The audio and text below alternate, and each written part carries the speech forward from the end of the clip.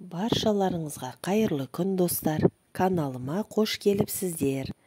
Жазда жемістердің пісетін кезі, соны пайдаланып, әртүрлі жемістерден компот жабатын болам. Ең алдымен банкаларды 10 минуттай булап аламыз.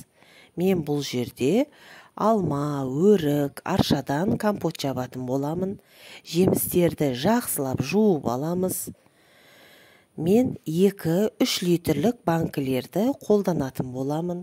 Ең бірінші аршадан 6-7 данасын, өріктен 6 данасын, алмам кішкентай болғандықтан 4-5 данасын салдым.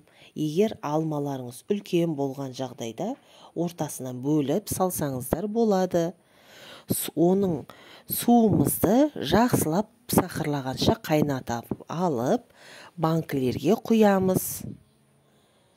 Бетін крышкамен жауып, 15 минуттай ұстаймыз.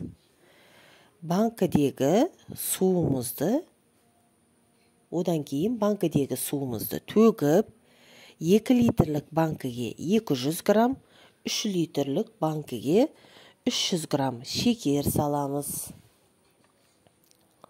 Тәттілігіне қарай, болмаса көптеу салсаңыздар да болады. Екінші рет қайнап тұрған ыстық суды құйып, крышкаларды закрывашкамен жауып тастаймыз. 2-3 күнге дейін төңкеріп, бетін жылы көрпемен жауып тастайсыздар.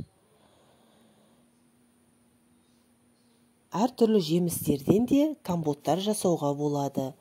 Алдағы уақытта мен жүзімнен, шиеден, лимон араластырып, жалбыз араластырып компот жабатын боламын. Видеоны соңына дейін көргендеріңізге рахмет.